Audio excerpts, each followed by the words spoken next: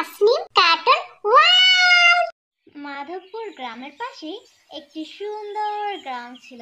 সেই গ্রামে একটি টুনি পাখি ও তার ঠাকুমা বসবাস করত।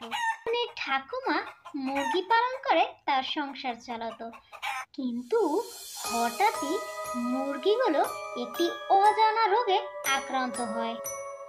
ঠাকুমা, আমি শুনলাম গ্রামে নাকি একটি মহামারী রোগ এসেছে, আর ওই রোগে নাকি অনেকের মুরগি অসুস্থ হয়ে গেছে। আরে দিদি ভাই, তুমি এসব কি বলছো? এই তো খুবই খারাপ খবর। এই গ্রামের অধিকাংশ পাখিরাই তো মুরগি পালন করে, তাদের সংসার চালায়। এখন আমাদের কি হবে দিদি ভাই? এখন আমাদের কি হবে? আচ্ছা দিদি ভাই, এই রোগের নাম কি? তা তো জানি না ঠাকুমা, তবে ঠাকুমা আমি শুনেছি এই রোগ হলে নাকি মুরগিগুলো খাওয়া দাওয়াই করে না, এরপর নাকি ওরা মারা যায়। এভাবেই বেশ কিছুদিন কেটে যায়।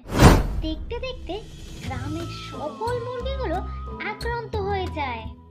আরে দিদি ভাই, এখন কি হবে আমাদের? আমাদের মুরগিগুলো তো এই মহামারী রোগে আক্রান্ত হয়েছে।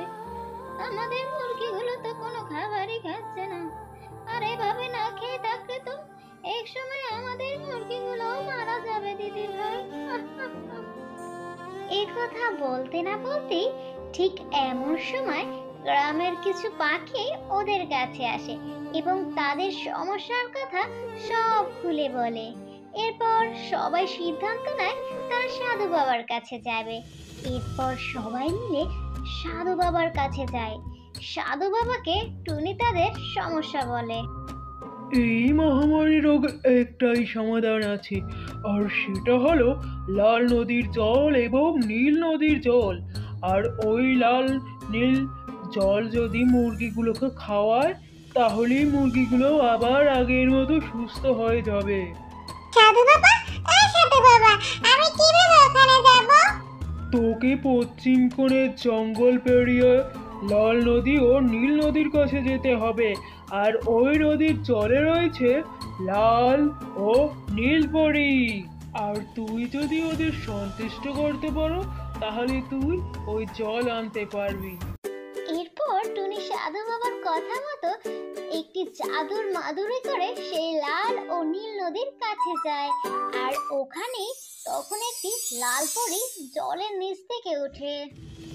টুনি, আমি জানি তুই কেন এখানে এসেছিস, তবে এত সহজে তো তোকে আমি লাল নদীর জল নিতে দিব না। এই জন্য তোকে পরীক্ষা দিতে হবে। তুই যদি পরীক্ষায় উত্তীর্ণ হয়, তবেই আমি তোকে লাল নদীর জল দিব। তারপরে আমি তোমার কাছে পরীক্ষা দিতে রাজি, তুমি আমার পরীক্ষা নাও। আচ্ছা বেশ, তাহলে বলো তো, সকাল থেকে সন্ধ্যা একা একা ঘোরে, খবর তার কেউ নেয় না, সবাই তারে চায়। এটার উত্তর কি হবে বলো? লাল পরি, এটার উত্তর হবে সূর্য। আমি ঠিক বলছি? এরপর টুনি নীলপরীর কাছে যায়। এরপর নীলপরীও টুনিকে একটি ধাঁধা দেয়। টুনি সেটিরও সঠিক উত্তর দেয়। এরপর টুনি নীল ও লাল নদীর জল এনে মুরগিগুলোকে খাইয়ে দেয়। এরপর গ্রামের সকল মুরগি সুস্থ হয়ে যায়। এভাবেই টুনি মহামারী থেকে সকল মুরগিগুলোকে বাঁচিয়ে নেয়। আমার ছোট্ট মিষ্টি ভাই ও বোনেরা, আমাদের আজকের গল্পটি এ পর্যন্তই। তোমাদের যদি গল্পটি ভালো লাগে তাহলে অবশ্যই চ্যানেলটি সাবস্ক্রাইব এবং লাইক করে আমার পাশে থেকো।